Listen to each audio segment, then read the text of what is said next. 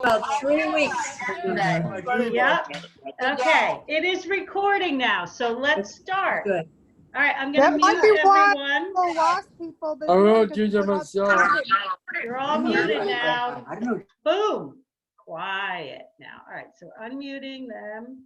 And where's Carol Lee? Where'd she go? Okay, but you can hear me, right, Karen? Yep, but I lost Carol Lee. She was having technical difficulties this morning. I wonder if she got bumped off. I can see. Can you hear me? Oh, there you are. Can you hear Okay, me? sorry. I wanted to make you a It's co-host. okay. There you go. All right. So, welcome everybody. I'm going to move on and introduce you to our co-host today, Brian Heffernan, and he will introduce our host for today. And here they are. So Brian, you want to start? As most of you know, this is my mom, Julie Heffernan, who's a teacher at the Cochran Museum, which is why she's doing this Zoom tech, because it's about her work. It is. So Brian and I have been home doing a lot of fun projects these last few months, and we do a lot of history. We like to read history books and biographies, and then we started talking about this man named Daniel Chester French, and when we talked about him, it made us go on a couple of little field trips, and we took some pictures that we're going to share with you. So the first thing we're going to do is I'm going to share my screen. We're going to tell you a little bit about Daniel Chester French's life, and then we're going to look at some pictures together, and I need your input. I need you to take a look at these pictures and tell me what you see. But first, we want to tell you the story about this man. So I'm going to share my screen first.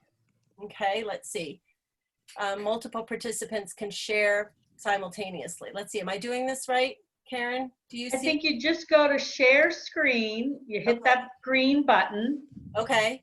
And then you click, I don't think you want to share, well, you do want to share computer sound, so you click that button. How about that? You click share. Do you see? Now I can't see it though. You are screen sharing. Dan, why can't I see it? So Dan's here too. I'm here. Can you still hear me? Yep. But stop video, mute. No, wait. Do you see the PowerPoint, Karen? We see your desktop. I see your entire desktop. You have the PowerPoint open? Oh. You have to open the PowerPoint. Oh, I didn't know that. Okay. Karen. Yeah. Do you still have the PowerPoint on your computer? Yeah, I have to find it in an email though. All right, so stop sharing your screen. Because I'm using a different computer than the one I did the PowerPoint on. I forgot that step. I'm so sorry. All right, so stop sharing your screen. Okay. And I will go. So just give me a minute, folks, because I gotta go through my emails. Yeah, no, I don't have it on. All right, so. I just sent it to Karen, so she probably can get it quicker than I can. Yeah. Yeah. I'm so sorry. That's okay.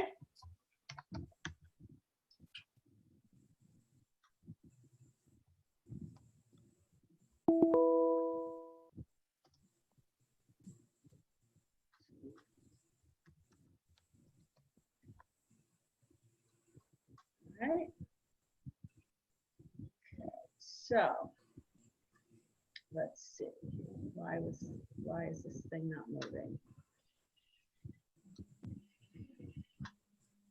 So the last one you sent to me. Uh-huh. I'm looking for, okay, this must be it, the one with the attachment. Yep. Okay.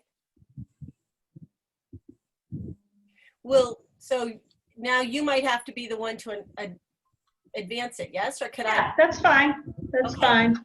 Great. Can people see it? Can you raise your hand if you can see it? Yes, it's Oh, there. good. It says Yes, actions. okay. All right. Perfect. I'm trying to see if I can make it a bigger screen, but I don't think I can. So, yeah. Oh, bummer. Okay. If you use that square up top, Karen, will that make it full screen? Next to the X? There it is. Bigger. Thank you, Carolee. Can you all see that well enough? Yep, I Can can. you thumbs up if you can see it, guys? Okay. Good. All right, good. You know what? Do you know my password for my computer, honey? No, I don't. You can do this. So you just tell me Yeah. You can do it. when you want me to advance. I know. Share something. Karen, do you see where it says above Lincoln's, above the head, start slideshow? Can you do Yes. that? Try Yeah. that. Oh, good. This is great. So we're going to talk about statues today. And they've been in the news a lot lately, which is one of the reasons Brian and I started talking about them. But Karen, could you advance to the next slide for us?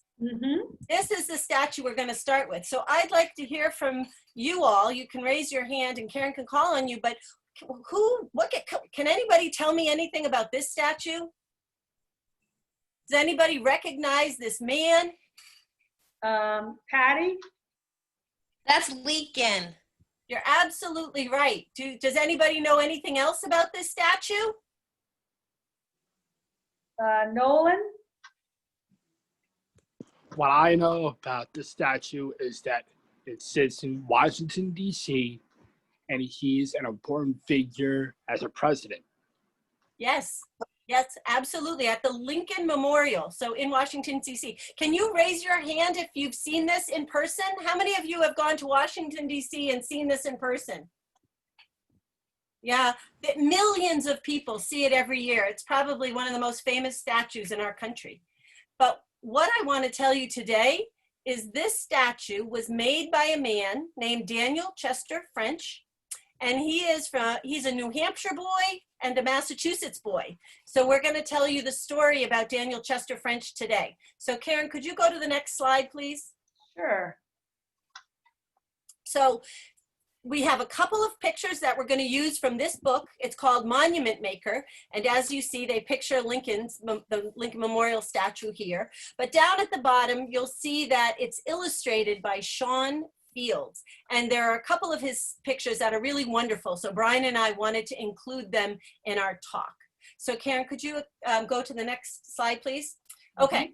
This is a picture of Daniel Chester French, or a drawing of him. And as I said, he was born in New Hampshire. He lived in New Hampshire for 10 years in Exeter, New Hampshire, where his family had a farm. And then when he was 10 years old, they moved to the Boston area because his dad was a lawyer and was opening a law office in Boston. So at first, they lived in Cambridge. For a number of years, they lived in Cambridge. And Daniel Chester French was born in April of 1950. They moved to Cambridge when he was about 10 years old, and that was the same year that Lincoln was elected president. And as you probably remember from your history classes, there was a lot of fighting going on between the North and the South, a lot of arguing. The South wasn't happy about about how the North felt about slavery, among other issues. So 10-year-old Daniel Chester French heard a lot of this conversation at his dinner table in Cambridge. And then on his 11th birthday, the war started on his 11th birthday. And again, the family talked about that a lot because his brother was serving in the war. So they really followed it closely. But one other thing I should tell you about Daniel Chester French, he loved working on the farm up in New Hampshire, loved being outdoors, explored, looked at animals, looked at trees, and he drew. He loved to draw. He would draw pictures of all the birds that he saw. And so then they came to Cambridge, and he continued drawing, but he also made some good friends. But then when he was 15, two things happened. One, the war ended, but a couple of days later, as you probably remember, Abraham Lincoln was assassinated. So again, lots of talking about that. But also, Daniel Chester French's family moved out to Western Massachusetts, to the Berkshires. And I know some of you spend a lot of time in the Berkshires. So now the family is at the Berkshires. And he missed his friends. He had lots of fun places to walk around and nature to see. He drew a lot of drawings, but because he missed his friends, he spent his time reading. And he read a lot of Greek myths. And then he ended up drawing a lot of the pictures of the gods and goddesses of the Greek myths. And then the end of the story that I'm going to tell you is then when he was 17 years old, his family moved back to the Boston area. They moved to Concord, Massachusetts, and his dad became a judge. His dad was a judge, but they had a small family farm. And this drawing is supposedly a picture of Daniel, the teenager, on the family farm. And he would farm the asparagus, and he had his own strawberry patch, and he tended the cows. But his family thought he should go to college. So he went to MIT for just one semester, and he didn't like it. And he came home and he worked on the family farm in Concord, and he was thinking to himself, what am I going to do? There are a lot of judges and lawyers in my family, and I do not want to do that. So what am I going to do? And in Concord as a whole as well. And in Concord as a whole, there were a lot of lawyers in Concord as a whole, Brian said. Yeah. Okay, so we can go to the next slide. Oh, can you go back, Karen? I forgot to show something. Okay, so this one thing, so that the piece of the vegetable that he has in his hands right here, you can't really tell, is it's a turnip. And he's making this motion with his hand. He's got his finger up in the air. What do you think that means as he looks at the turnip? What do you think that means when you go, aha?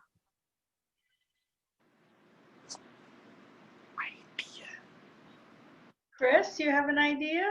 Was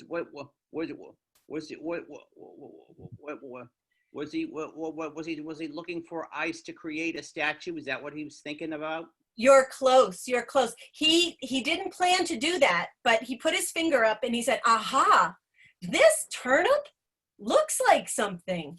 This turnip really reminds me of something. So Karen, turn to the next slide. And the turnip is over on the left. And if you look at the bottom of the turnip, do you see how it has a split root at the bottom? And he was looking at that and he said, that really reminds me of something. So he took out his knife, his pocket knife, and he started carving. And at the end, what did he make out of that turnip with the split root? Anybody see what it is? What's the picture on the right? What does that look like to you? Dan? A frog? Absolutely, it looks like a frog. And he put that on the family kitchen table and he went upstairs to wash up for dinner. And when he came down, his family was looking at it and they said, this is really good. This looks like a frog. It looks like you might have some talent. So his dad went out and brought 10 pounds of clay home. And Dan, at age 17, 18, started sculpting with clay. And he loved doing it. And he just really enjoyed doing it and was getting better. Now, how many of you have heard the name Louisa May Alcott? Nope. Have you heard the name? She's an author. Do you remember what book she wrote? Little Women. Right. Her most famous book is Little Women. Now, for those of you who have read the book or seen one of the movies, she had a sister. The Little Women was based on her life, and she had a sister who was a really good artist. Do you remember which sister that was? Does anybody remember her name? Right? Amy. Amy. Yeah. Amy. But in real life, Louisa May Alcott had a sister who was an artist, and her name was May. In real life, her name was May. And she saw Daniel's frog, and she said, that is really good. So he went to see May Alcott 3 times a week, that he would get drawing lessons. She said, if you want to be a sculptor, you have to know how to draw. So she gave him drawing lessons for a while, 3 times a week. And then when he got better, he started to take the train into Boston, and he took more drawing lessons with a doctor who also was an illustrator who would draw, but the doctor knew a lot about anatomy. Does anybody know what anatomy is? This was very important for Dan to learn. What's anatomy? Like operate? Well, you do need to know anatomy to operate. It's what the body looks like, what the parts of the body look like inside and out. And so he studied anatomy, and that helped him get an idea of what the bodies looked like when he was making sculpture. So I think, Karen, we can go to the next slide, please. All right. So you probably have heard about Concord, Massachusetts in another way. What do any of you remember from your history classes, from your school classes about Concord, Massachusetts? It's an important part of our nation's history. Do you remember what war started there? The Revolutionary? Bingo, yes. The Revolutionary War started there back in April 1775. But Daniel Chester French was living in the mid-1800s, and his town of Concord was saying, oh my goodness, in 5 years, it's going to be the 100th anniversary of the Battle of Concord. And that's a big deal. And we want to plan a big celebration. And as part of our big celebration, we want to have a statue. We want to have a statue right there where the battle took place. And so they had a committee, and the committee was going to talk to different people who might make a statue. And they said, send us your ideas and we'll make a decision. So Daniel made dozens of little clay statues trying to figure out what he would make a statue to look like.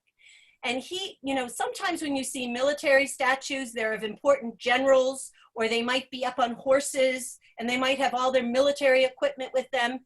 And he thought, no, I don't want to do that. I want to make a statue that looks like everybody, because it was the farmers who came out. It was all the local farmers who came out and were part of the militia and the Minutemen. And so I want a statue that looks like them, that honors all the Minutemen. And so he showed his family, that's what this picture is. He showed his family his favorite 4, and then he asked them to pick one, and they picked the same one that he liked.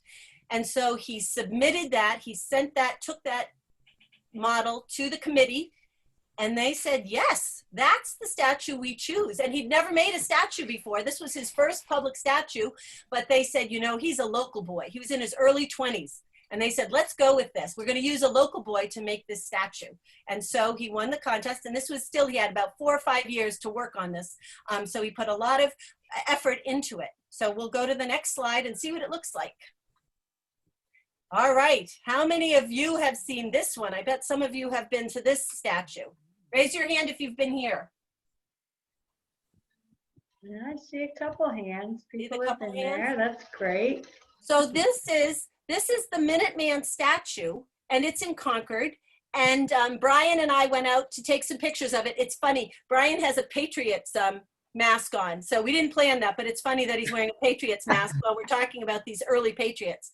But it's hard to see. The pictures aren't really big, but there are a couple things. So tell me, do you notice anything about the statue? What do you see? Does he look like a military general? Does he look like a regular guy? What does he have with him? What's he holding? A gun. A long gun. A rifle, I mean.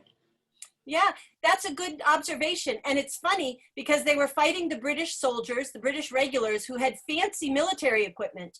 But the farmers who came out, they just brought their guns from home, their muskets, the ones they used for farming and hunting. But you're right, that's a picture of what they have. What else do you see in here? Do you see anything else? I see Adam. Adam, what do you see?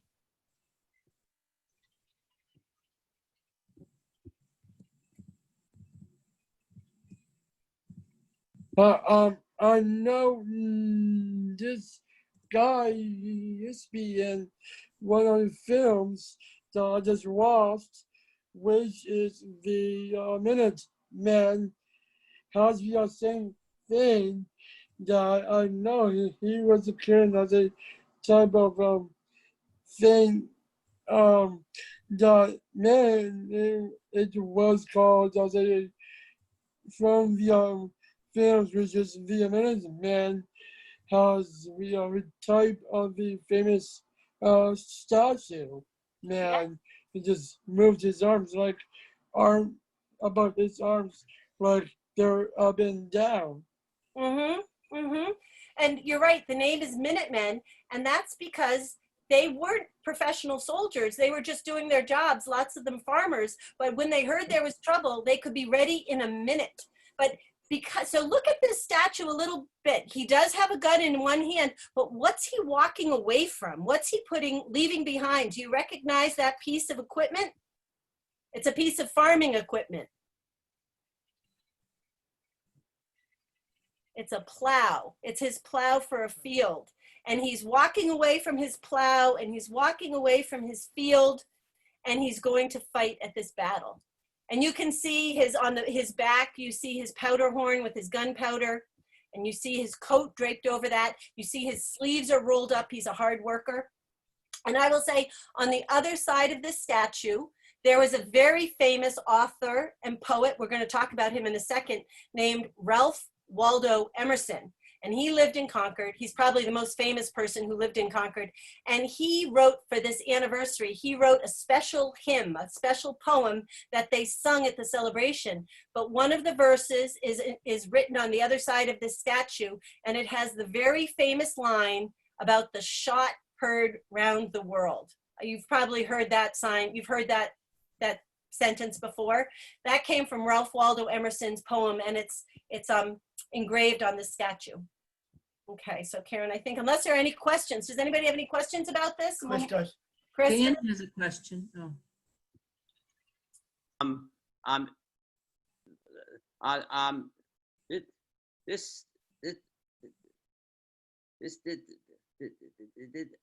Well, the guy who was holding on the gun, he was holding on I think he was getting away from danger. That's what he was getting away from when you were told. Well, I think he was going to go join his friends and help defend their town against the British soldiers who were marching there. Yeah. I think he was going to ambush the British. He was going to ambush the British. On the way back. After the battle, when the British were trying to get back to Boston, the colonists ambushed them all the way back. And the British didn't know what to make of it because they weren't used to that kind of fighting. They were not used to that surprise attack, you mean? Exactly. Ben, you want to call on him? Gardine. Scott, call him by his first name, Ben. Can you unmute Ben? Can you unmute Ben? Oh, me? No, him. Oh, okay. I know Brian for a long. I know Brian for a long time, Brian. But Julie, it's fine. I don't mind if he calls me Gardine. It's fine. Who cares? So, did you have a question, Ben? Yeah. Yes. So one of my favorite things in history was when I learned about Thomas Paine. Do you know anything about Thomas Paine? Well, the book that he wrote. Right. Common Sense. Yes. Yeah. There were lots of patriots involved way back when, weren't there? Yes, there was. I love it. Yeah, I do too. All right, so we're going to move to this next slide. And do you remember I just said that there was this poet who lived in town, Ralph Waldo Emerson? This is a bust of Emerson. What a bust is a kind of statue. What does it mean if you say a bust? Do you know what kind of statue? It only has the person from what? From their shoulders up, right? From their chest, their neck, and up. So this is a bust of Emerson. And Emerson was one of Daniel Chester French's neighbors. And he was a very famous author. He wrote essays. He gave a lot of lectures. He started a philosophical group called the Transcendentalists, who changed the way they thought about religion a little. They thought religion was in nature and there was divinity, there was God in everyone. And he, as I said, wrote the poem that's on the Minuteman statue. But he was friends with Daniel Chester French. So Daniel Chester French went over to his house. This was when he was still in his 20s. Daniel Chester French was still in his 20s. He went over every day for a month, and they sat and they talked, and he made models of Emerson's face. And he made this sculpture. And I took this picture. This is in the Concord Museum where I work and where I teach. And so I see people looking at this. And a lot of people who study Emerson come into the museum to look at this. And they say, wow, that looks more like him than any other picture or sculpture that we have. And the story that I like about it is that when Daniel Chester French was done with this, and he showed it to Emerson, and he said, well, what do you think? I'm done. What do you think? And Emerson looked at him and he said, Dan, that is the face that I shave. It looks so much like him. He said, that is the face that I shave. So this is a very popular, and it's such a well-known statue that lots of copies of this have been made. For example, there's one in the Concord Library too, and I think that one's made out of marble, but you can find it lots of different places. So, okay, Karen, we can go to the next one. Oh, okay. So here's another statue of his in Concord. And this one, now we're going to move wars. We're going to switch from the Revolutionary War to the Civil War. And I'll tell you a little bit about this statue, and then I want you to look at the picture and tell me what you notice about the statue. But this statue is called the Melvin Memorial. And that is because during the Civil War, there was a family in Concord. Their last name was Melvin, and all 4 of their sons went off to fight in the war. I have to look up their names, make sure I tell you them in order. Their names were Asa, John, Samuel, and the youngest one was James. And so the 3 oldest boys died in the Civil War. One of them died in the camp waiting to go to battle. He got sick, he got that stomach dysentery, he got very sick and he died in battle. Another one was captured. He hadn't even fought, but he was captured after he took somebody, an injured soldier, to the back.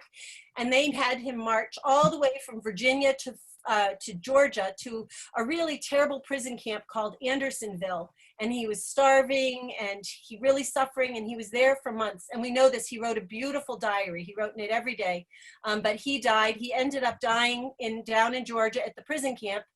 And then while he was there, before he died, he met some soldiers from his other brother's company, and they said, you know, your brother was shot through the heart in a battle at Petersburg.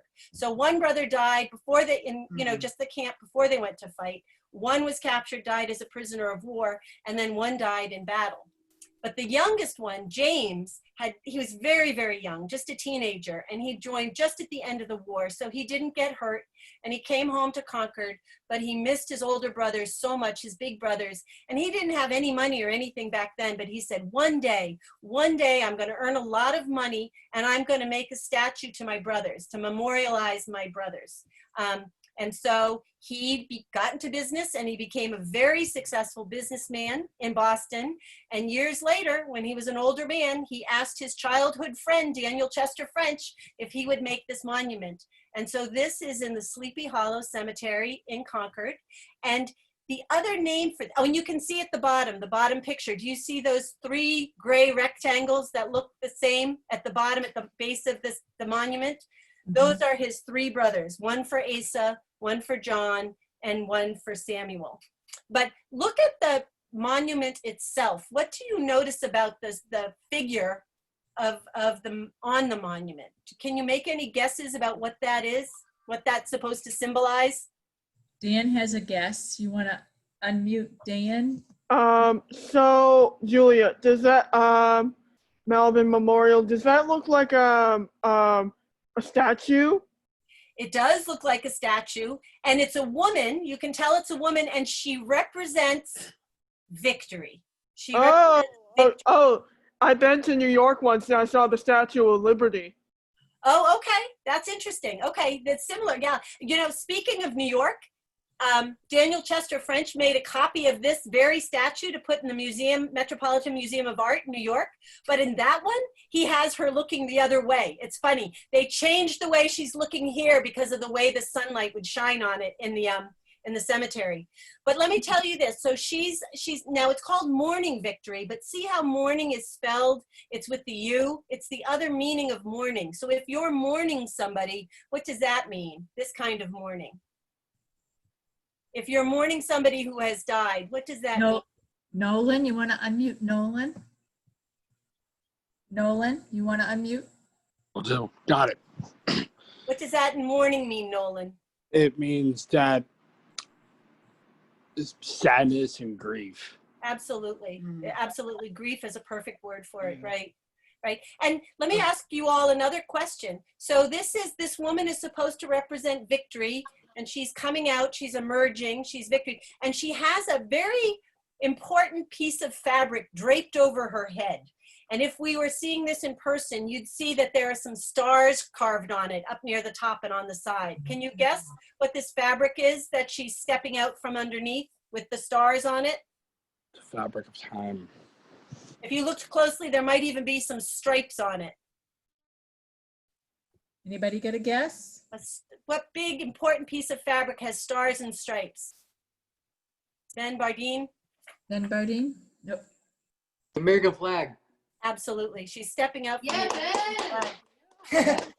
And you know, James, the younger brother, lived a long life, but when he died at an old age, He was buried right nearby. He was buried right near his big brothers. And I can also say a fun yet sad fact is, speaking about Lincoln, and during the same time as their deaths, as the brothers' deaths, in the White House, his son Willie died from the same illness Asa died from. Right, Brian wants you to know that Willie Lincoln had dysentery, which is the same thing Asa Melvin died from.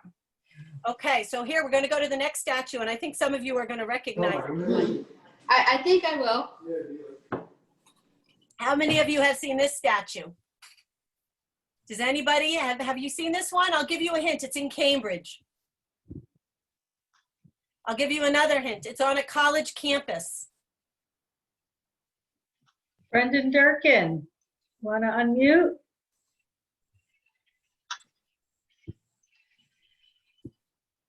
Brendan? Brendan, do you have a guess who this is? Thought he had his hand up. So it says at the bottom, this man is John Harvard. And people say, oh, John Harvard, he's the founder of Harvard University. And well, yes, but he's one of a few founders. It was a group of people who founded Harvard University, but they named it after him because he donated a lot of money, and he gave the university, which was just starting, he gave them 400 of his books. He had scholarly books, and he gave them all to Harvard to start their library. And John Harvard was born in 1607 and died 30 years later. He only lived to 30 years old, but he was a minister. And if you look at his clothes, that's what a minister would look like in the colonial time. If you go see this in person, you'll notice that he looks like a colonist with his clothing. And underneath his chair, he has some books. And I think they put the books there because because it's a university where you study. But I think they probably put the books there too because he donated so many books to the college to start the college. But here's the funny thing about this statue of John Harvard. It doesn't look like him. Do you know why? Nobody had a picture of him. Nobody made a drawing of him. So when the university asked Daniel Chester French to make a statue of him, he said, I don't know what he looks like. So this was in the 1800s, later in the 200 years later. So he thought, what am I going to do? So he went to the university and he said, I am interested in having one of your students pose for this statue. And so he picked a student who was famous. The last name was H-O-A-R, Hoare. And that student had an uncle who had been a president of the university. And he had an uncle who signed, an ancestor who signed the Declaration of Independence and the Constitution. And this student's father was on the board of directors. So they asked him to pose and sit for this. So this is actually a statue of a student who went to Harvard. What's his first name? His first name is Sherman Hoare, in the 1800s. But two things about this. You can't really see it because Dan's hand's blocking it. But there's a myth that if you rub John Harvard's left foot, you'll get good luck. And so if you walk up and you see this statue in person, his left foot looks a little shinier than the other one because everybody rubs it for good luck. But it's not a real thing. People just made that up. Tour guides made that up for something to tell tourists.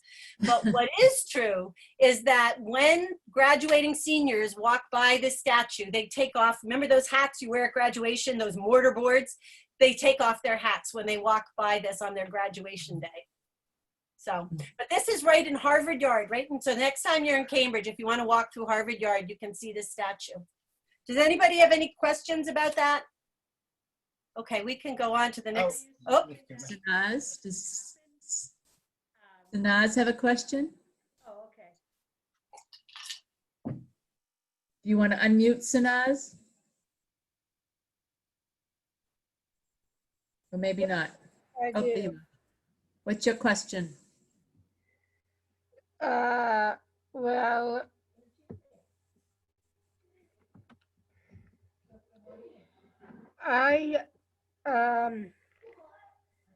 I've been going to Boston and going in the middle of Boston, and I did see a lot, not a lot, but I did see a couple of statues, and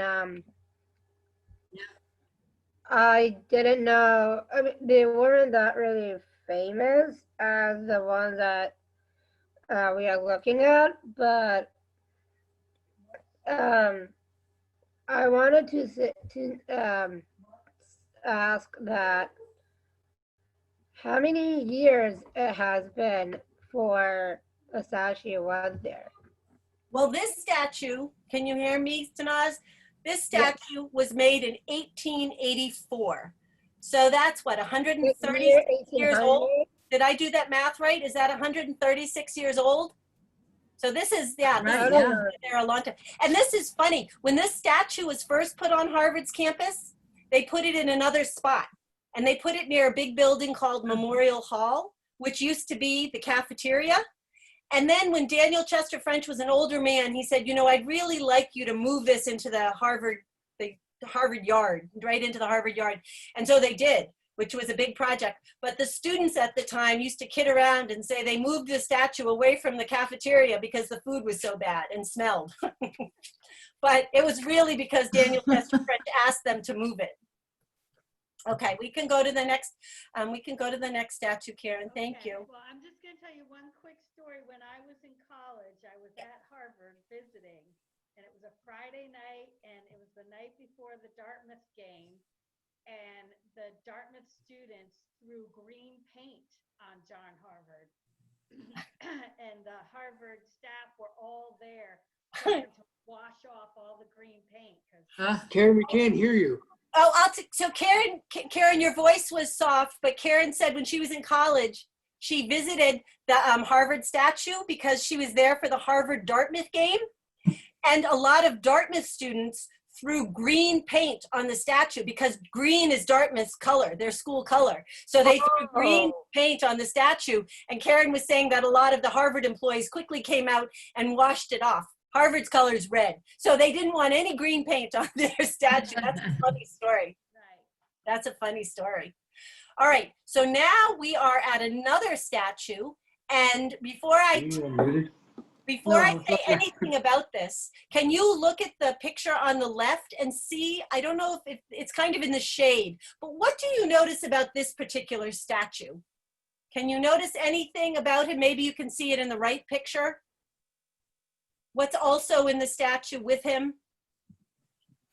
Hey, Julie, I can't see it very well because it's blurry to me. In my I eyes, know, so and we took it in the shade. I'm sorry, we should have taken a better picture. I think I saw somebody's hand. Did I see Adam's hand? Yep, Adam had his hand up. Adam, what do you notice about this picture? I just noticed about some of the I just saw bunch of the other statues that was in New York City, but we have rows of the other statues. They were kind of right outside, and I know that it's sort of like a faded, like I think it's Wendell Phillips. It is Wendell Phillips. Good reading. Good reading. And he's standing next to a little, I guess you would call it a podium. You know, when you go to make a speech, if you go to make a speech, you go to a podium. And if this weren't in the shade, you could see that he's banging his fist on the podium. What do you think that is? If somebody's banging his fist on the podium while he's speaking, what does that tell you about his emotion? What's he feeling? Anger. Anger. And yeah, he's very passionate about something. Yeah. And you can't really see it, but in the picture on the right, in his hand, the other hand, you can't see what it is, but he's holding a few pieces of broken chain. So that's a symbol for this statue. He's banging on the podium, feeling very passionate about something, and he has some chain in his hand. And also, my second thought is that I just even noticed that I just wrote something on the chat that one of my other colleagues just went to see bunch of the other statues. What was that last sentence you said? One of your colleagues what? We can see some of your statues. I think it's one of my other colleagues from the other colleges that just saw a bunch of the other statues. Oh, okay. Okay. Well, I'll tell you a little bit about this. I'll just tell you a short bit about this guy. But he grew up, Wendell Phillips, as you see, he lived in the 1800s, and he grew up in Boston. He went to Boston Latin High School, then he went to Harvard College, then he went to Harvard Law School, and he became a famous, he had a law practice in Boston. But then when he was a young man, one day, this lawyer with a law practice, he went to hear a man by the name of William Lloyd Garrison, who used to speak about how horrible slavery was. He talked about it all the time. He was called an abolitionist because he really wanted to end slavery.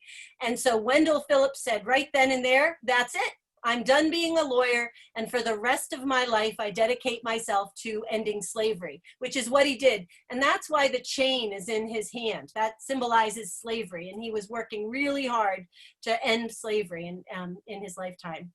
Okay, we can go to the next one.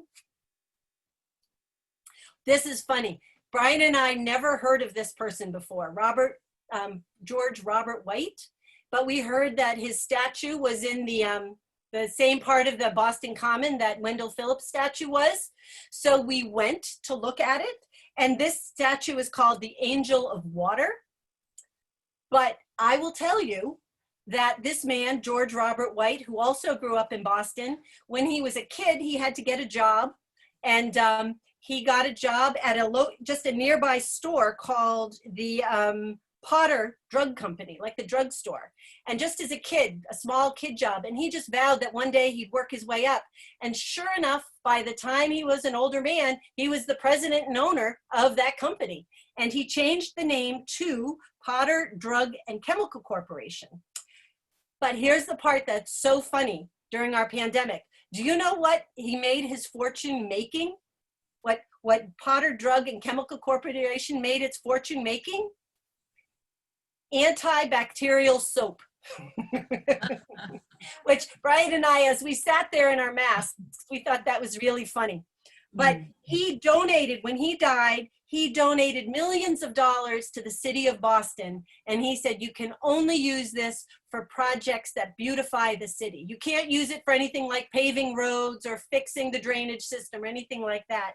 You can only use it to make the city beautiful. So this is in the corner of the Boston Common, if you ever go see it. And it is, in fact, a fountain. Okay, next one. And did Daniel Chester French do that too?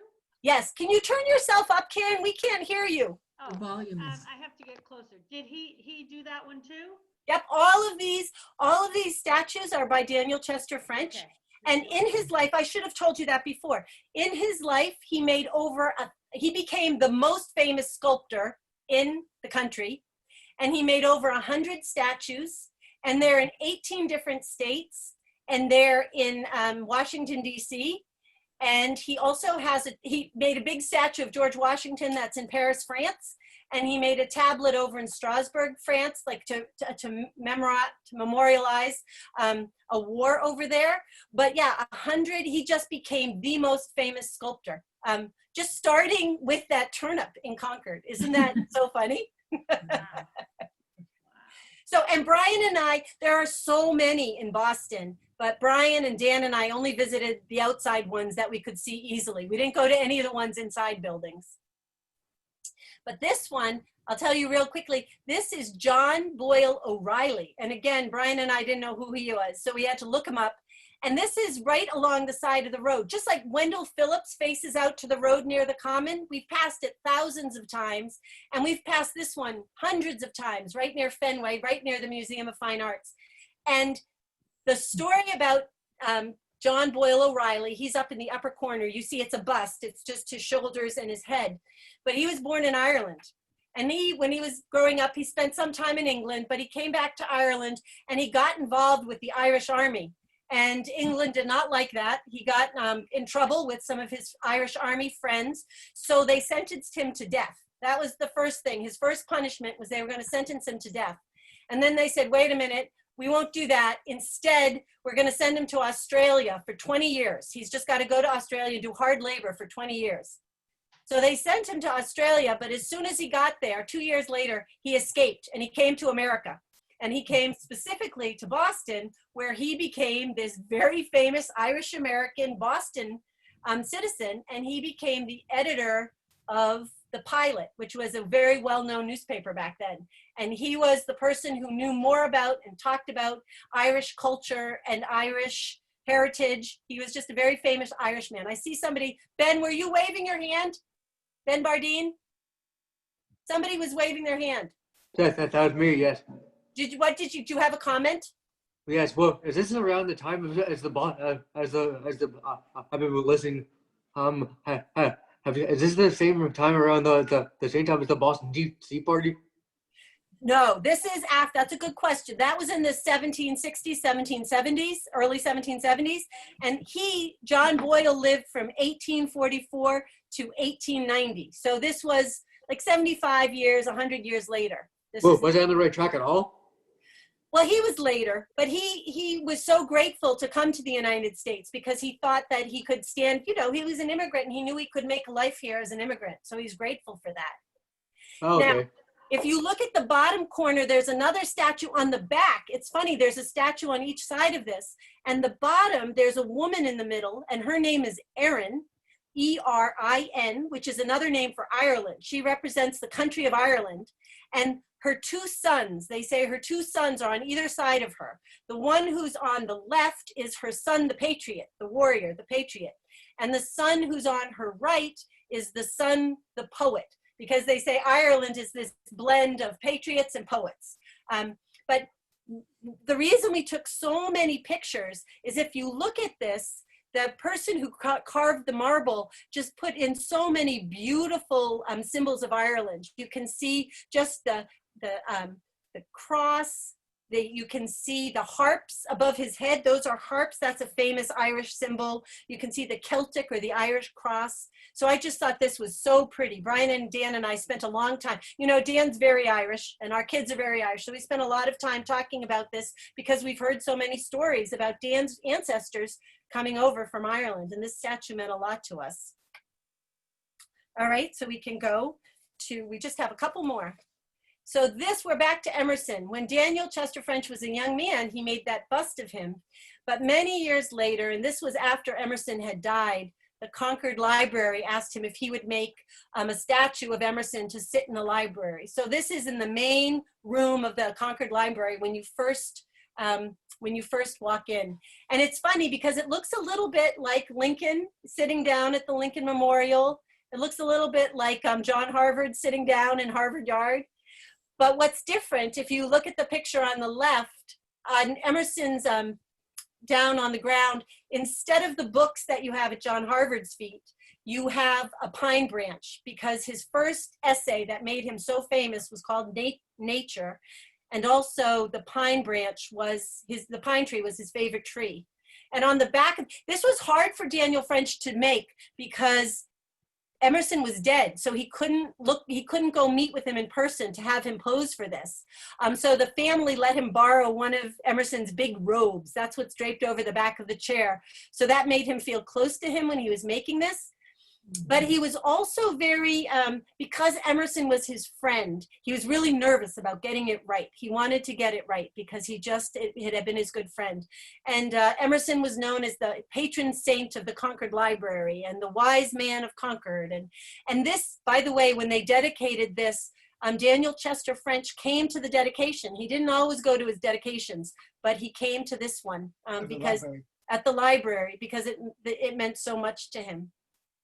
Yeah, I don't know. Any questions about this? There are so many statues. If you ever walk into the Concord Library, it's one of the most beautiful libraries I've ever been in. And it just opens up a couple of floors and you see all these beautiful statues. And this one, Brian and I were there last year at Christmas time to look at they're very famous for their gingerbread house. So we were there to look at that, but we just couldn't help but notice this statue there.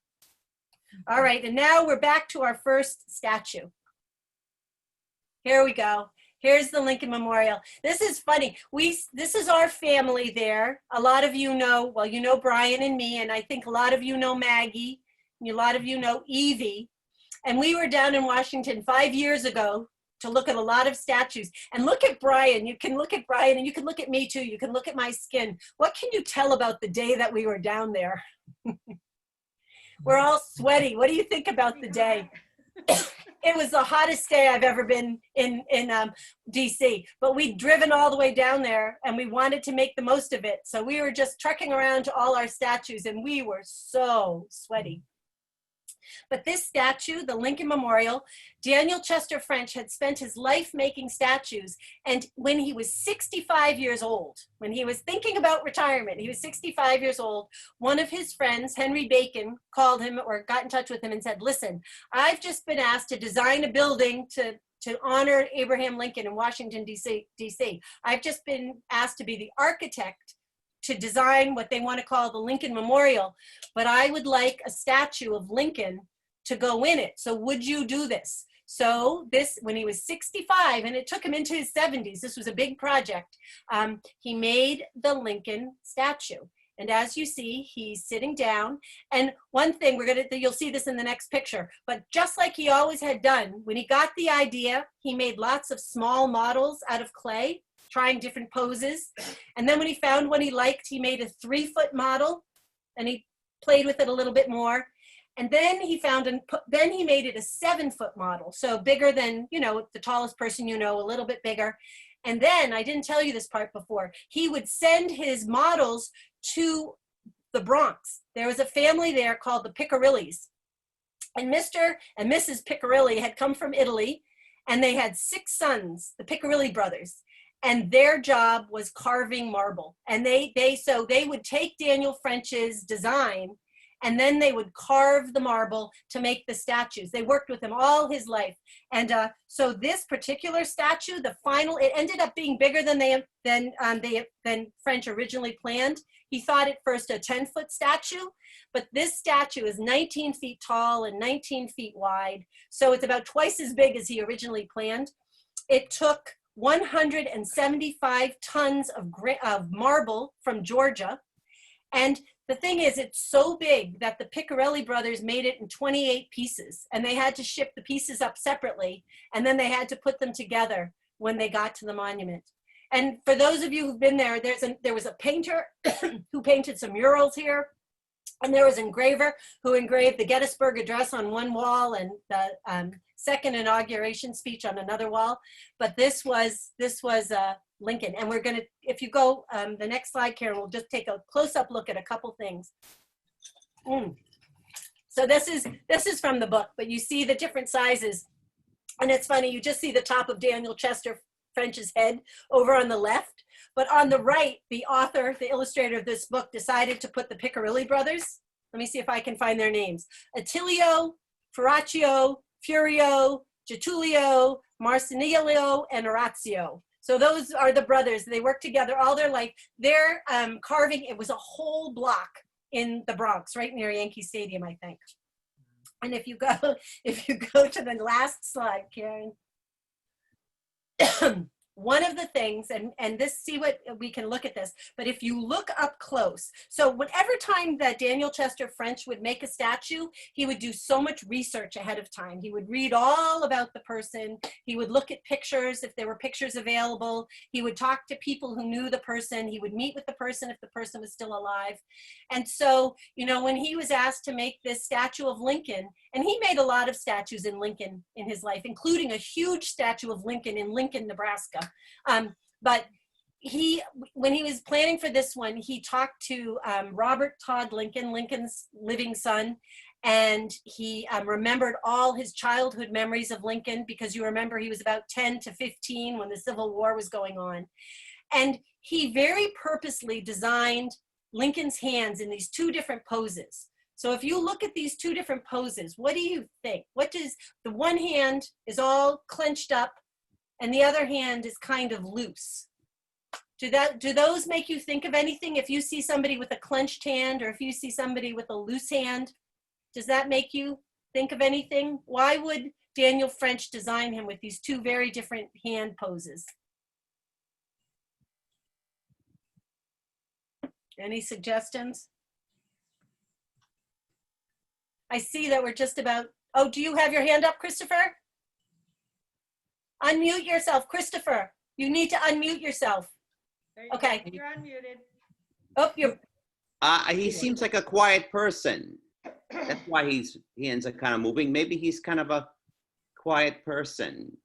I think that's one of the hands. On one hand, the hand that's kind of loose, he was Uptight. gentle and kind, and he wanted to heal the country, and he wanted to gently pull the country back together again after this terrible war. But Ben, what do you think about the fist? Or is that you, Ned? What do you think about the fist? I can't hear you. You have to unmute, honey. Oh, You go. What's that? hey, Julie, I believe that Lincoln Memorial, I believe that's also part of the Smithsonian Museum. That whole stretch, yeah, I do think you're right. I think everything's connected. But the fist, we'll just end with that. The fist, he had to be so determined because the country was breaking up, and he had to be determined to just really work hard to hold the country together. But they're both sides. One of the famous biographers of him, Carl Sandburg, said he was velvet and steel. You know, he was soft when he needed to be, but he was also very determined. Velvet and, let me make sure I have that quote exactly right. Yeah, a man of both steel and velvet. All right, so the very last slide that we have for you is Daniel Chester French. Oh, no, this is his gravestone. This is funny. This is also in the Shady Hill Cemetery in Concord. And it's so funny because all his big fancy monuments and his gravestone is this very simple rectangle, flat to the ground. And his daughter, who grew up to be a sculptor, Margaret, she designed it. And the only words on it, he has his name and his wife's name, because I think they're both buried there, but it says the heritage of beauty. It's very simple. But the design, and here's a close-up of it, is just a wreath of a laurel wreath, I believe. But when people come to visit this, Brian, Dan, and I found this in the cemetery. And when people come to visit this, they fill in the wreath with pennies. Can you think of why? They put pennies in the wreath. Let me give you a hint. They put a specific side of the penny facing up. Ah. Can you think what's on the back of the penny? Anybody? Nolan has an idea. Nolan, what's on the back of the penny? The Lincoln Memorial. Absolutely. So when people come to recognize and remember Daniel Chester French, they flip the pennies up and put the Lincoln Memorial facing up, because that was really probably his best known work. So the last slide is just to tell you that you can still, I know a lot of you have connections to the Berkshires, but his studios are still open out there, and I haven't been, but people say it's amazing. And one of the things that he did, he made railroad tracks. He took some railroad tracks that would go out of his studio so that when he was working on something, he could push it outside into the sunlight to see what his statue would look like in the sun. And then he'd bring it in and work on it a little bit more. But we have it on our to-do list. We want to go out there. We hear it's a great, but who knew? The most famous sculptor in the country was a boy from New Hampshire and Massachusetts, just a couple of towns over. Who knew? So that's what Brian and I wanted to tell you about today. So if there are any other questions, we're happy to answer them. Stop sharing now. And then, are there any questions for Julie? If not, I absolutely have to say that I thoroughly enjoyed learning all about Daniel Chester French. I mean, I asked that question, it seemed kind of silly, but I couldn't believe he had done all of these statues. Like, is that another one? I just discovered this last year. I didn't know that the person who made the Minuteman statue was the same person who made the Lincoln Memorial. I had no idea, let alone that he was from Concord. I think we are all very fortunate to have had this wonderful history lesson. And I'm looking to see if, Brian, do you have a question? Yes, I mean, what's tonight looking like for us? So Tonight is Trivia, isn't it? trivia night. Trivia night, yeah, right. I'm like, where are we? That's, I thought we were having a history question. Thank you. Thank you all for tuning in. Oh, Nolan, you have a question. Yeah, I do. How are you? Good, but I'm doing well. What's your question? My question is, how old was Daniel Finch when he died? Oh, that's a good question. Brian, hand me the book, honey. He was born in 1850, and he died. Brian and I are looking it up on the timeline right now. He died in, wait, 1931. So he was 81 years old when he died. Wow. Good question. Thank you. You're welcome. Yeah, he got a lot done in those 81 years. Wow. Certainly did. Yeah. So as I say, you're going to see more statues inside buildings in Boston once everything opens up again. So there are lots more done by Daniel Chester. We have the most because, you know, he lived nearby. So no, actually that's not true. New York has just as many as we do. He had a studio in New York, and he had the studio in the Berkshires. So in Massachusetts, we have 19 statues. 11 in Boston, 2 in Cambridge, 2 in Concord, 1 in Milford, 1 in Milton, 2 in Worcester. And in New York, they have 20. Wow. Mm-hmm. And in DC, they have 4. New Hampshire, they have 4. Illinois, 4. Chicago. So he has them all over the place. Yeah. Wow. Super, super. All right, everyone. Thank you. I'm going to unmute everyone, or you can unmute yourselves and say thank you. And Thank Yeah. you. next week, we're Thank you having so much. another Thank you very group of much. this. Thank you, Mr. Heffernan. Are you Thank sure? you, Mrs. Heffernan. Welcome, Good to guys. see you all. I haven't seen you all in a long time. It's wonderful to see Yeah. your I faces. miss you, Julie. I miss I you miss guys. you too, Sanaz. Yeah, hopefully we'll see each other. I miss you. Julia. I really hope so. How was Miss Maggie? We just went down, Adam's asking, he knows that we went down to Philadelphia this past weekend, and we saw Maggie and Joel. They just moved down there. Philadelphia, by the way, has 3 statues by Daniel Chester. Whoa. Yeah. Oh, I We did not even were tell you. talking about that. Maggie I and was Joel and Dan have in seen them New all, York. but they're doing well. They love Philadelphia. We're Yeah. sad they're not in Boston, but Philadelphia is their Oh, city. cool. Oh. Hey, Yeah, hey, right. Are hey. you still drinking? Abraham Lincoln All was right, the guys, it's time to Weekend. Bye. go. Tonight. Yeah. Bye. Thank you. Good Guys. night. Bye. Bye, Julie. Bye, Dan. Bye. Bye, Yeah. Mike. Bye, Bye. Adam. Brother, bro. Check you Bye, later. Keith. See you later. Bye. Bye, Sanaz. Dan. Bye, Ruthie. Hi, Dan. Bye, guys. Good to see you all. So long. Bye, Nolan. Bye, Bye, Sam. Chris. How are you? How you All doing? right. Bye, Chris. Bye, Karen. Bye, Nolan. See you, Nolan. All righty. Bye, Gabby. So does that seem like the kind of thing like that? Does it seem fine? Like, all right. So next It week, was great. Great. all right. Well, so Brian and I are going to do one on Louise May Alcott and Thoreau and the others for next week. Something similar, maybe a little bit different, but we're trying to figure out what to do with it. But we have Oops, I guess I should stop recording. come together into something kind of similar. Yeah, and we might also put some scenes